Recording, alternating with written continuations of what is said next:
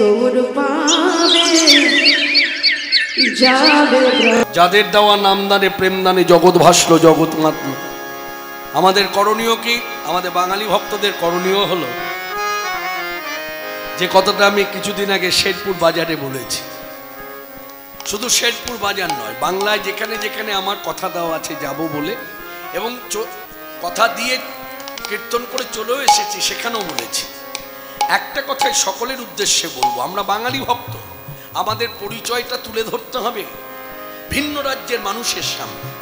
যেমন ভিন্ন রাজ্যের মানুষ আজকে হঠাৎ করে যদি এই শিরাকল নস্করপাড়া এই গ্রামে যদি আসে, ধরুন ব্রজ থেকে এলে, আপনাকে কিন্তু আলাদা করে তাকে জিজ্ঞাসা করতে হবে না আপনি কি ব্রজবাসী।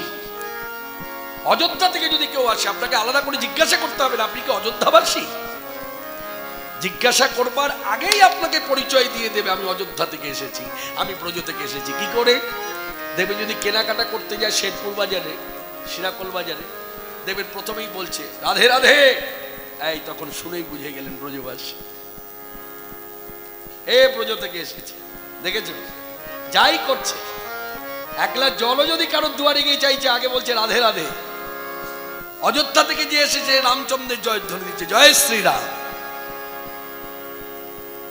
একমাত্র আমাদেরই কোনো পরিচয় নেই।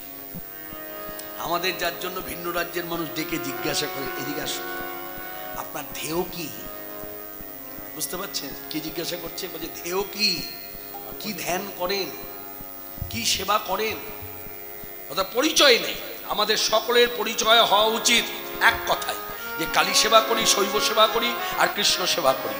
তিনজনের তিন মত যদি হয়, তিন পদ যদি হয়, একই কথা হবে, হরি বল। কেন?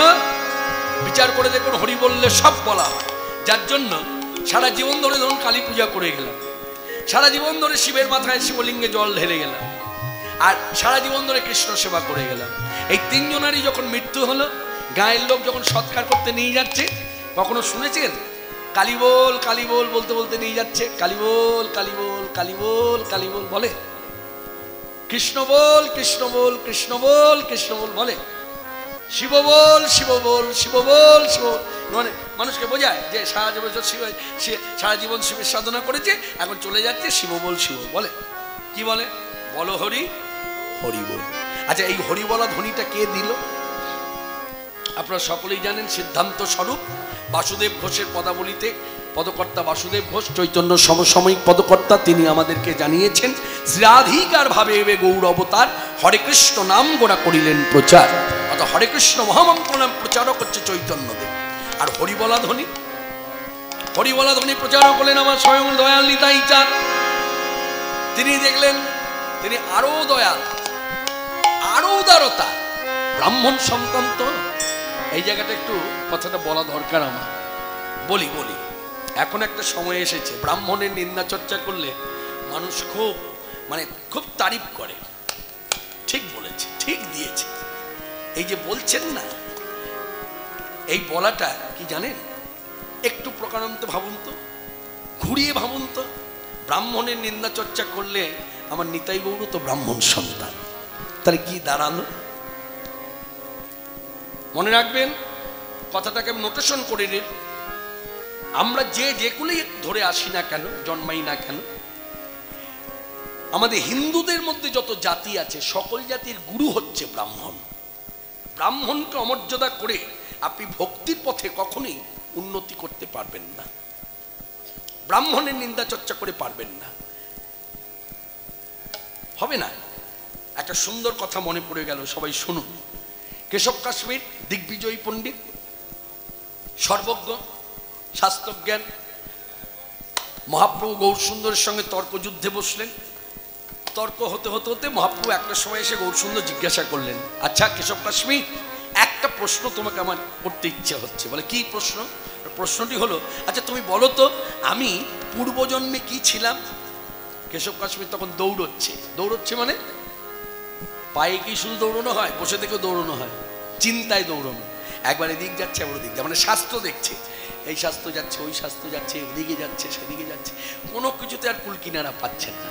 আবার বললেন, বলো তো কাশ্মীর, আমি পূর্বজন্মে কি ছিলাম? তা কিছুতেই যখন বলে উঠতে পারছে না, তখন গৌরসুন্দর শ্রীমুখে বলছেন, শুনুন শাস্ত্রের কথা, ভজনীয় কথা শুনুন। এই কথাগুলো প্রচার খুব কম। আজকে সবাই যারা এসেছেন আপনারা জানেন, আর একদিন বাদেই, মানে কালকের দিনটা বাদ দিলেই চৈতন্যদেবের আবির্ভাব উৎসব দিকে দিকে পালন হবে। বিশেষ করে বাঙালি ভক্তরা খুব মর্যাদার সহিত, শ্রদ্ধার সহিত চৈতন্যদেবের আবির্ভাব উৎসব তারা ভক্তিভরে পালন করবে। তা সেই তার আগের দিনে আজকের সবার রাত্রিতে আপনারা যারা এখানে উপস্থিত হয়েছেন ভক্তগণ, ভক্তির মর্যাদা দিয়ে বলছি, শুনুন ভগবান চৈতন্যদেবের শ্রীমুখের কথা। তিনি কি বলছেন?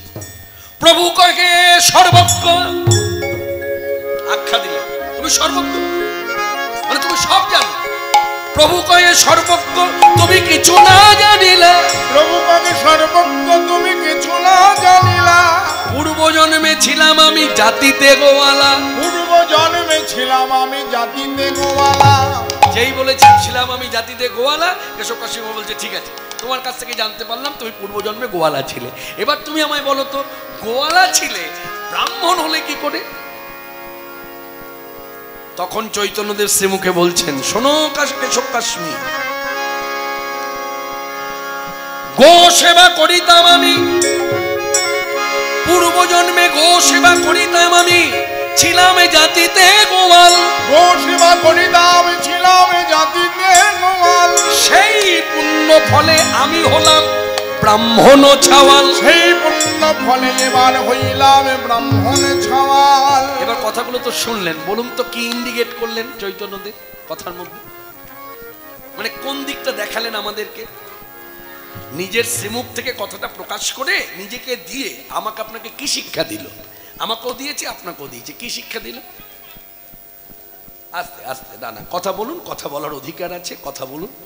বাক স্বাধীনতা বক্তারও আছে, শ্রোতারও আছে, কথা বলুন। বৎসরে একবার উৎসব।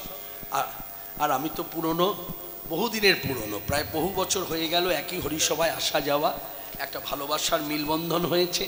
তার মধ্যে যেহেতু চুক্তিবদ্ধ করে আসতে হয়, তাই বেশি বলবো না ভালোবাসার মিলবন্ধন হয়েছে, তাতে একটু ক্ষতি হতে পারে, লাভ হবে না। তা অন্তরের ব্যাপার অন্তরে থাকুক। তবে যথেষ্ট ভালোবাসা আমি পাই। প্রত্যেকটি আপনাদের গ্রামের যে ছেলেদের উপরে আপনাদের পরবর্তী প্রজন্মকে যে দায়িত্বটা দিয়েছেন, তারা খুব মর্যাদার সহিত ভক্তি ভরে তারা ধরে রেখেছে। আমি তো এই হরিসভায় আগে এসেছি, তখন যে ব্যবহার পেয়েছি, একই ব্যবহার তারা কিন্তু অনুসরণ করে চলেছে। যেমন এই যে বসে আছে, আমার বাড়িতে গিয়েছিল, মায়ের সাথে কথা বলেছে, আজকেও সেই কথা বললো যে আপনার বাড়িতে গিয়েছিলাম, এমন সময় গিয়েছিলাম প্রায় বোধহয় বৈশাখ জ্যৈষ্ঠ মাস, প্রখর রবির তাপ, তখন আপনার মা এই আলম যে আমার মা আমাদের দেখলেও বুঝতে পারবেন, আমার মা খুব ভালো মানুষ, খুব ভালো মনের মানুষ। ওর জন্যই আজকে কীর্তন জগতে এতদিন টিকে আছে, ওর জন্য, ওর অবদান। বাবা চলে গেল ছোটবেলায়, কিছুই বুঝতাম না। শ্মশানে যখন নিয়ে গেছে, নিমতলা শ্মশানে, যে কিছু বুঝতাম না কথাটা বলে দিই, যখন এই মানে ওই চুলির মধ্যে, তখন ইলেকট্রিক চুলি এসে গেছে, ওই ইলেকট্রিক চুলির ভেতর যখন বাবাকে ঢুকিয়ে দিল, তখন আমি শুধু বললাম বাবা ওখানে গেল, এ তো গেল। দেখলাম যে আগুনে পুড়ে যাচ্ছে, ঠিক আছে বুঝলাম। তারপর ঘাটে দাঁড়িয়ে আছি, সবাই যখন চলে আসছে, বাড়ি ফিরছে, তখন আমি বলছি বাবা যাবে না? তাহলে বুঝুন কোন বয়সে বাবাকে হারিয়েছি। তা বাবা হারাবার পরেও বাবা শুধু মাকে বলে গেছিল, আমি তিনজনাকে কীর্তনের শিক্ষা দিয়ে গেলাম, এটাকে ধরে রেখো। ধরে রেখেছে, এখনো বেঁচে আছে, এখনো সবল, খুব বুদ্ধিমতী, লেখাপড়া খুব একটা জানে না, কিন্তু প্রচণ্ড সামাজিক বুদ্ধি, প্রচণ্ড বুদ্ধি রাখে। একটা বুদ্ধির দৃষ্টান্ত দিই, সুন্দর একটা কথা, তো ইউটিউবে ছেড়ে দেবে, কথাটা খুব সুন্দর কথা। আমরা তো মানে দেখুন, বৈশাখ জ্যৈষ্ঠ মাস, যে দুটো মাস, আমি শুধু না, বাংলার বুকে যারা কীর্তন করে তারা কেউ ঘরে থাকে না, শুধু আমি না, সবাই তখন বাড়ির বাইরে। তা বাড়ির বাইরে থাকা মানে কি? তাহলে ঘরে যারা থাকলো তার 5 জনের মধ্যে 4 জন সরে গেল, 1 জন রইল, বা 3 জন সরে গেল, 2 জন রইল, সংখ্যা কমে গেল, বলও কমে গেল। তা মা একদিন বাজারে গেছে, এক ভদ্রলোক তাকে জিজ্ঞাসা করেছে, হ্যাঁ গো তোমার ছেলেরা কি এখনো ফেরেনি?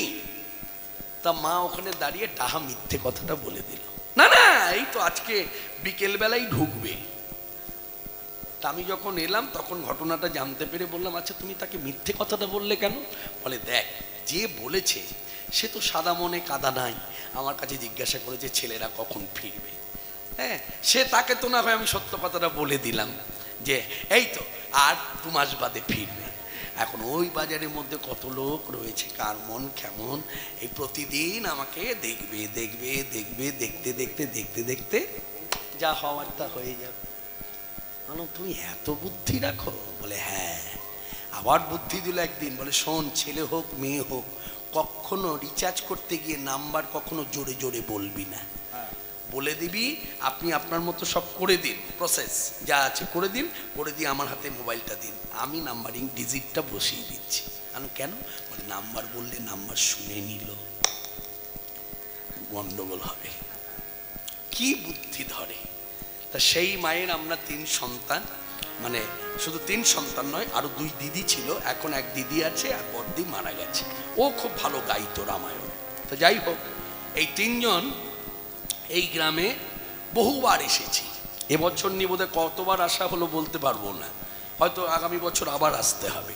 ওরা তো আবার আনন্দে আবেগে এমন করেছে, অনুষ্ঠান সূচিতে আমাদের 2 ভাইকে না জানিয়ে সভাপতি করে রেখে দিয়েছে, যেখানে সভাপতি হওয়ার কোনো যোগ্যতাই নেই। মনে রাখবেন, মাথায় রাখবেন, আমি তো খুব মানে সহজভাবে কথা বলতে ভালোবাসি। সভাপতি হওয়ার একটা যোগ্যতা চাই, সেই যোগ্যতাটা আমাদের মধ্যে নাই। যদি থাকতো তাহলে সভাপতি হয়ে কখনো চুক্তিবদ্ধ করে এখানে আসতাম না, ওখানেই তো যোগ্যতা কম। হ্যাঁ, যাই হোক, আবেগে আনন্দে করেছে, সেই মর্যাদা আমি শুধু এইভাবেই রাখি। প্রতি বছর ওরা যা হাত পেতে আমায় দেয়, আমি যদি একটু কম হয় বলি একটু বাড়িয়ে দাও, তাহলেই হবে। আমি কখনো চাপ সৃষ্টি করি না। এই যে ওই কি বলে মস্তান আছে আর স্বরূপ আছে, ওদেরকে দেখেই আমি গ্রামের সকলকে চিনতে পেরেছি। তাই কেউ খারাপ ভাববেন না যে ওদের নামটাই শুধু বলা হয়। আমি সকলের নাম যদি জানতাম তাহলে সর্বশ্রী বলে সকলের নামটাই বলে দিতাম। তাই সবাই আমার কাছে সমান। মস্তান স্বরূপ হচ্ছে আপনাদের গ্রামে সকলকে চিনিয়েছে, পথ দেখিয়েছে, আসুন শিরাকল নস্কর পাড়ায় হরিবাসুর আসুন, কীর্তন করুন। তাই আজকের সভায় দাঁড়িয়ে একটা সুন্দর কথা কিন্তু আমি বলেছি, সেই কথাতে যেতে হবে। সেই কথাটা হলো, কি পেলাম বলুন তো কথা থেকে? একটু ভাবুন, বেশিক্ষণ না, একটু ভাবুন। কেউ না কেউ বলতে পারবেন, ভাবলেই বলতে পারবেন, ভাবুন।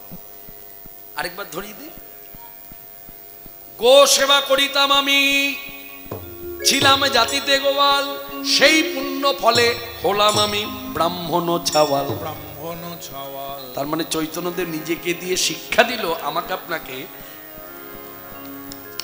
গো সেবা করুন, হয় গো মাতা নয় গো পিতা।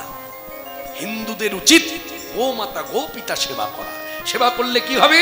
কেউ যদি নিচু কুলে জন্মায়, সেই গো পিতা গো মাতা সেবা করার পূর্ণ ফল হচ্ছে সে ব্রাহ্মণ কুলে জন্মাবে। নিতাই গৌর হরি হরি।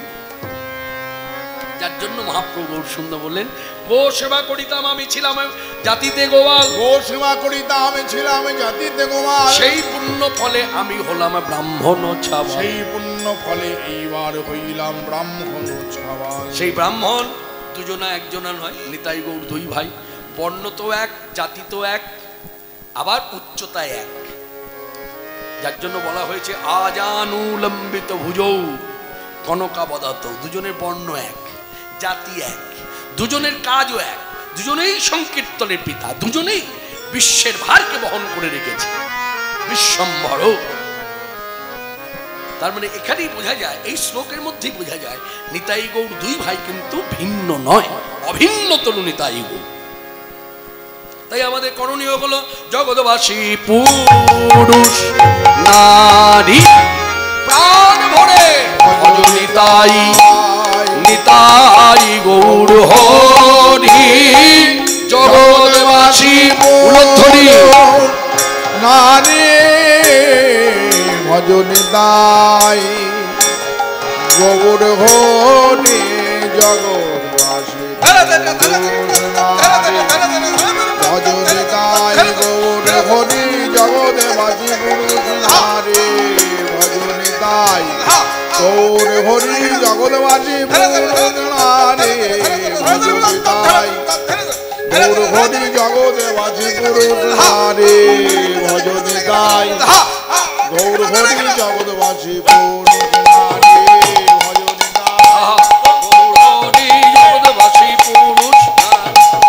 নিতাই গৌর হরি জগৎবাসী পুরুষ নারী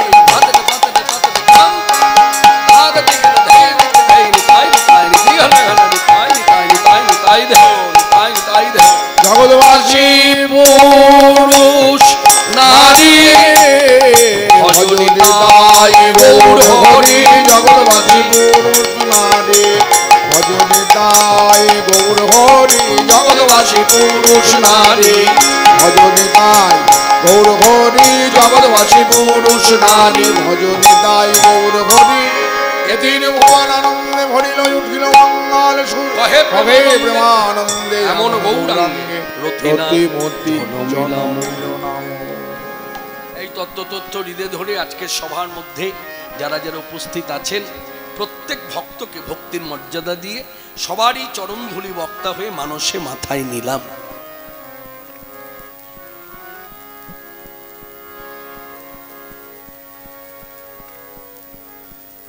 আজকের সভাতে এই সময় আমরা যে বিষয়ে আলোচনা করব সেই বিষয়টি হলো শ্রী শ্রী চৈতন্য ভাগবত অবলম্বনে শ্রীল বৃন্দাবন দাস ঠাকুরজি পাদ বিরচিত নিতাই গৌর দুই ভাই যে উদারতা, যে দয়া করুণা, দয়া করুণা না হলে ভাবুন সত্য ত্রেতা দাপরে ধর্মস্থাপন করতে গিয়ে সকলকে নিধন হতে হলো। রাবণ, কুম্ভকর্ণ, হিরণ্যক্ষ, হিরণ্যকশিপু, কংস, শিশুপাল, অকাসুর, বকাসুর সব নিধন। একমাত্র ব্যতিক্রম কলিযুগে কেউ নিধন হলো না, উদ্ধার। অতএব আজকের আস্বাদনের বিষয়বস্তু অনেক দিন পর জগাই মাধাই উদ্ধার।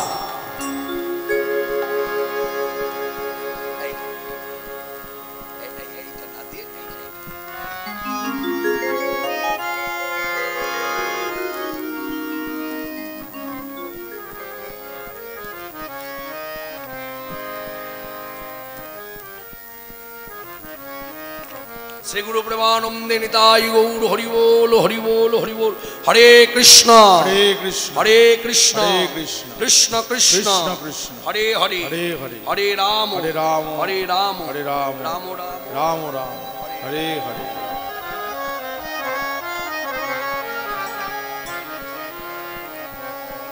হরি বল হরি বল। এই দেখো হরি, তোরা বাধা দিতে পারলি না। হরি বল হরি বল হরি বল হরি বল। হায় হায়, হ্যাঁ সব গান হবে, এখনো বেঁচে আছি যখন। হ্যাঁ আগে জগাই মন্দির হ্যাঁ হ্যাঁ হ্যাঁ সব হবে, এখনো বেঁচে আছি যখন সব হবে। এই কীর্তন সমাপ্তি করে চলে যাব এইখানে নাড়ুপাড়া। আগামীকাল বেলা 2টো থেকে ওখানে কীর্তন আছে। তারপর আবার রাত্রে চলে যাব কল্যাণপুর। এই বয়সে এখনো ছাড়ছে না, বলে আসো। কিছুক্ষণ আগে আমার খুব স্নেহে পুত্র সম, বেশি বয়স নয়, অল্প বয়স, এখনো ভক্তি রাজ্যে অনেক উন্নতি করতে হবে। হ্যাঁ যাই হোক, ও আপনাদের কাছে কৃষ্ণ সুদামা ওর ভাব নিয়ে ও ব্যক্ত করেছে, বলেছে। এখন আমরা আস্বাদন করব চৈতন্য ভাগবত অবলম্বন করে জগাই মাধাই উদ্ধার। প্রথমেই বলি, নরোত্তম দাস ঠাকুর গাইলেন, জগাই মাধাই পাপী ছিল, প্রভু তাদের উদ্ধার দিল। জগাই মাধাই পাপী ছিল, প্রভু তাদের উদ্ধার দিল। তারাই হইল তারাই হইল তারাই হইল পতিত পাবন, তারাই হইল পতিত পাবন। এই কথাটা আমি 3বার বললাম, এখানে 3বার বলা নেই, একবার বলা আছে, তারাই হইল পতিত পাবন। তা আমি 3বার বলে জোর দিয়ে কি বোঝাতে চাইলাম? বোঝাতে চাইলাম পতিত ছিল, পতিত পাবন হয়ে গেল। পতিত পাবন আখ্যাটা আমরা কাকে দিয়েছি? নিতাই গৌর দুই ভাইকে। যেহেতু তারা পতিতকে উদ্ধার করেছেন, তাই পতিত পাবন আখ্যা পেয়েছে। সেখানে জগাই বাধাই পতিত পাবন, অর্থাৎ এখানে সিদ্ধান্তটা হলো শাস্ত্রীয় সিদ্ধান্ত। ঠাকুর মহাশয় লিখনি তো, তিনি তো আর অবান্তর কথা লিখবে না। শাস্ত্রসম্মতভাবে তিনি পদাবলী রচনার মধ্য দিয়ে বললেন, জগাই মাথায় পাপী ছিল, নিতাই গৌর কৃপার উদ্ধার হইল, তারা হইল পতিত পাবন। অর্থাৎ এই জগতে কেউ যদি ভগবানের নাম নিতে ভুলে যায়, যেতেই পারে, ভুলে গেল, সেই ব্যক্তি যদি দিন অন্তে একবার জগাই মাধাই এই নাম দুটো উচ্চারণ করে, তাহলে তারাও উদ্ধার হয়ে যাবে। বলে কেন? বলে জগাই মাধাই পতিত ছিল, পতিত পাবন হয়েছে। অর্থাৎ নিতাই গৌর যেমন পতিত উদ্ধার করে, জগাই মাধাই পরবর্তীকালে তাদের চিত্তটা এমন শুদ্ধ হলো, তারা এত ভজনশীল হলো, তাদের নাম নিলেই আমার মতো অধম উদ্ধার হয়। তাই বলো তারা হইল পতিত পাবন, তারা হইল পতিত পাবন। পতিত ছিল পতিত পাবন হলো, পতিত ছিল পতিত পাবন হলো।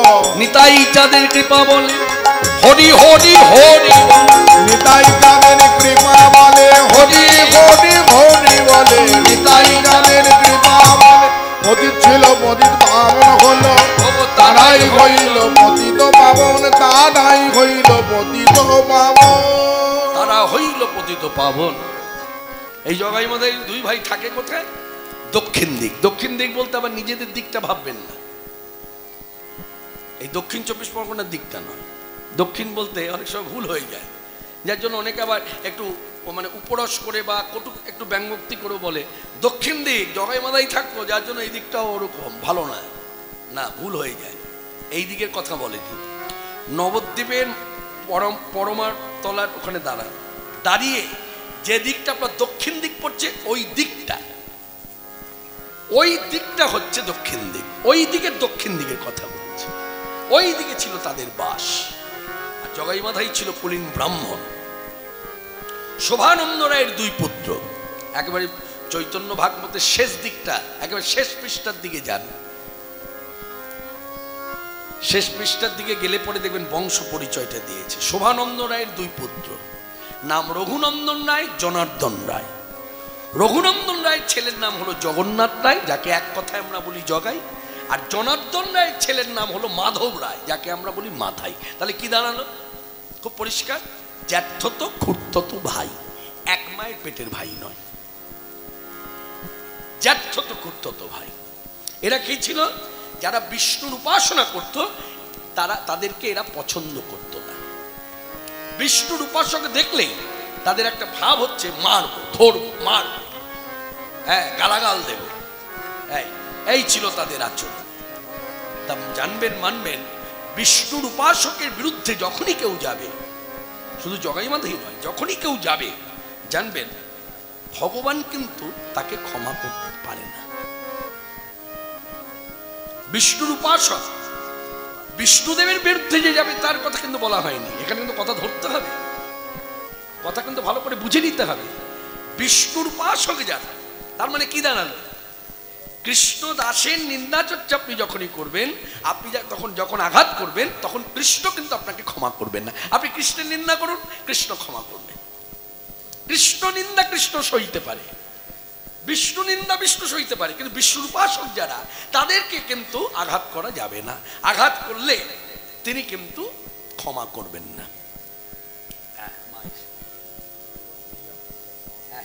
প্রতি বছরই দেয়, হ্যাঁ, এবারও দিচ্ছে 501 টাকা।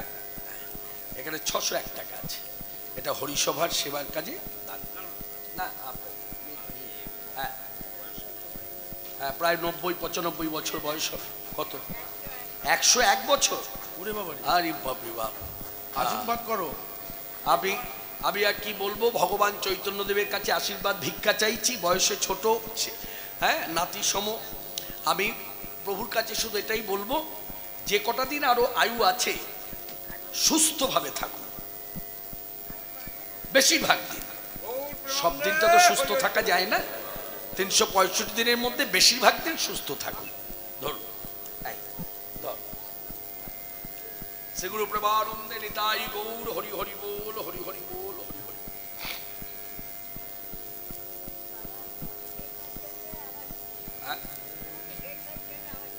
আমাকে দেখবার জন্য এত ভালোবাসা।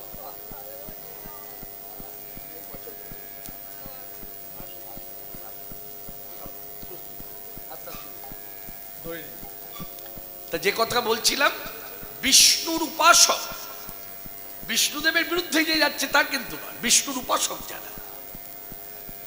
এখানে একটা কথা মনে পড়ে গেল, এই যে গত শিবরাত্রি গেল, শিবরাত্রি গেল, শিবকে আমরা সবাই কি জানি? বৈষ্ণব মহারাজ। শুধু বৈষ্ণব মহারাজ নয়, যাদের শাস্ত্রজ্ঞান আছে তারাও আমার সঙ্গে একমত, স্বয়ং শিব হচ্ছে বৈষ্ণব ধর্মের প্রবর্তক, স্বয়ং শম্ভু বৈষ্ণব ধর্মের প্রবর্তক, বৈষ্ণব মহারাজ বৈষ্ণব ধর্মের প্রবর্তক। আচ্ছা, যিনি বৈষ্ণব ধর্মের প্রবর্তক, যিনি বৈষ্ণব মহারাজ, তিনি এই ভুল কাজ করলে আরও যারা বিষ্ণুর উপাসক হয়ে বৈষ্ণব ধর্ম অবলম্বন করে বিষ্ণু সেবা করবে, তারা তো ভুল পথে চালনা হবে। সেটা কি বলুন তো? আচ্ছা, বৈষ্ণব মহারাজ যদি হয় তাহলে তিনি গাঁজা খান? কিন্তু বেশিরভাগ মানুষের ধারণা শিব গাঁজা খায়, শিব ভাং খায়, তাই না? শিব থাকে শ্মশানে, ছাই ভস্য গায়ে মেখে বসে থাকে। এখানে কথাটা কিন্তু বুঝে নিতে হবে। কথাটা হচ্ছে শিবের দুটি স্বরূপ। এইদিকে মা হরিবল, এইদিকে বসু। শিবের দুটি স্বরূপ, একটি হচ্ছে তমগুণ, আরেকটি হচ্ছে সত্যগুণ। যিনি তমগুণ সম্পন্ন শিব, তিনি খান গাঁজা, তিনি খান ভাং, তিনি থাকেন শ্মশানে, তিনি ছাই ভস্য গায়ে মাখে। আর যিনি সত্যগুণ সম্পন্ন শিব, তিনি বৈষ্ণব ধর্মের প্রবর্তক, বৈষ্ণব মহারাজ শুধু নয়, বললে কম বলা হয়, আরো বলতে হবে, জগতে যত বিষ্ণুর উপাসক আছে, সকল বিষ্ণুর উপাসক, সকল বিষ্ণুর উপাসকের রক্ষক মানে রক্ষাকর্তা হলেন তিনি। এই ভাতটা তাকে কে দিয়েছে? ওই যে মহাভারত আপনাদের কণ্ঠস্থ, আপনাদের সকলেরই জানা, আমি বললেই আপনারা ধরতে পারবেন। দুর্যোধনের বন্ধুর যেন কি নাম? অশ্বত্থামা। দুর্যোধন যখন মনে প্রাণে ভেঙে পড়ল, 5টা মাথার একটা মাথা আমার জুটলো না, এইভাবে যখন সে মন থেকে ভেঙে পড়ল, তখন অশ্বত্থামা তার বাড়িতে এসেছে। এসে যখন বন্ধুকে ওই রকম অবস্থায় দেখেছে, যা হয়, বন্ধু হয়ে বন্ধুর দিকে তাকিয়ে বলছে, এত ভেঙে পড়ার তো কিছু নেই। বলে, ভেঙে পড়বো না? 5টা মাথার একটা মাথাও জুটলো না আমার। তখন বন্ধু হয়ে বন্ধুকে একটা শিক্ষামূলক কথা বললেন, শোনো, 5টা মাথার একটা মাথা যে জুটলো না তোমার, এটা তুমি আক্ষেপ করছো, কিন্তু দোষটা তো তোমারই। বলে, কি দোষ করেছি? দোষ হচ্ছে তোমার লক্ষ্যটা ছিল 5টা মাথার দিকে, যার জন্য একটাও জোটেনি। তোমার 5টা মাথার মধ্যে যদি একটার দিকে লক্ষ্য থাকতো, তো 5টা না জুটতো, একটা জুটতো। এটাই হচ্ছে তোমার সাংঘাতিক ভুল, আর এই ভুলের জন্যই তুমি ভেঙে পড়েছো। শোনো, আমি তোমাকে আশ্বস্ত করছি, আমি 5টা মাথা না দিতে পারি, অন্তত একটা মাথা এনে তোমার কোলে দেব, আমি চললাম। এই বলে পঞ্চপাণ্ডব যেখানে তাবু টাঙিয়ে রয়েছে, মা কুন্তিকে নিয়ে, সেইখানে আসছে। এখন তাবুর বাইরে বিরাট আকারে এক পুরুষ, মনে রাখবেন শিব তো আর 6 ছোট্ট নয়, আমাদের কৃষ্ণ যেমন 6 ছোট্ট, নবকৈশোর নটবর, গোপবেশ বেণুকর, গোপবাল, এইরকম। শিব কিন্তু এইরকম নয়, শিব একেবারে উচ্চ লম্বা, যেমন লম্বায় তেমনি পাশে। শিব এই তাবুর বাইরে ঘোরাফেরা করছে। অশ্বত্থামা দূর থেকে বুঝতে পারেনি, দেখছে বিরাট আকারে এক পুরুষ ঘুরছে ফিরছে তাবুর বাইরে। তা কাছাকাছি আসা মাত্রই মুখোমুখি হয়ে গেছে। যেই মুখোমুখি হয়েছে, একে একেবারে পা থেকে মাথা পর্যন্ত দেখে বলছে, তুমি এখানে? শিব জিজ্ঞাসা করছে হাসি মুখে, শিব তো হাস্যবদন, শিব কিন্তু খুব হাসি খুশি, সদা হাস্যময়। যার জন্য শিবের নৃত্য অনেকে না বুঝে সবসময় যে দেবে রাসনৃত্য, শিব নৃত্য করে অনেকে। আমি যেখানে আমি এখানে রাসনৃত্য আমি দেখেছি, আমার রাসলীলা আমি একবার করেছিলাম, করবার পরে অনেকে করেছে, আমি তখন ইউটিউব চ্যানেলে দেখেছি। তাই ইউটিউব চ্যানেলে দেখছি নৃত্য করছে, শিব নৃত্য করছে রুষ্ট হয়ে। এখানে অনুভবের অভাব। শিব রুষ্ট হয়ে নৃত্য করেছে, সংহার নৃত্য করেছে যখন, তখন রুষ্ট। সংহার নৃত্য করেছে যখন, তার রাসমঞ্চের নৃত্য তার সংহার নৃত্য নয়। শিব রাসমঞ্চে রাধাকৃষ্ণের যুগল নৃত্য দেখে শিবলোকে নৃত্য করেছে পার্বতীকে সঙ্গে নিয়ে, তাও আবার নিজের পায়ের দ্বারা নয়। পার্বতীও পা ব্যবহার করেনি, মানে চরণ ব্যবহার করেনি, শিবও চরণ ব্যবহার করেনি। তাহলে কোন চরণের সাহায্যে নৃত্য করেছে না? বৃষভপরি। বৃষভপরি মানে ষাঁড়ের উপরে উঠে বসে আছে যুগল, এই ষাঁড় লাপাচ্ছে আর যুগল দুলছে।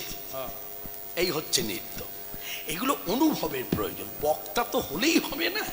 লোক পেয়েছি আর যা চায় মনে তাই বলে দিলাম, বাক স্বাধীনতায়।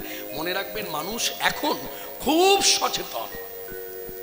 এখন প্রয়োজন যে কীর্তনিয়া শিবের নৃত্য দেখায় তাকে বলতে হবে প্রকৃত শিবের নাচন নাচো, ষাঁড়ের উপরে উঠে শিব নৃত্য করো, ষাঁড় লাফাবে তুমিও নাচো, দেখি তার কত ক্ষমতা। শিব নৃত্য করলেই হবে না। শিব নৃত্য মানে এইরকম সংহার নৃত্য নয়। শিব তো রাসলীলা, রাসনৃত্য দেখে ওরকম সংহার ভাব আনবে কেন? অত রুষ্ট হবেন কেন? এটা তো সাধারণ জ্ঞান। ওখানে তো মাধুর্য দেখে তো আনন্দ হচ্ছে, দেবতারা আনন্দ করেছে, পুষ্প পরিশন করেছে, তা শিবেরা তো রুষ্ট হবে কেন? তা এই জায়গাটা বুঝতে হবে। শিব হাস্যময়। এবার কথায় ফিরে আসি।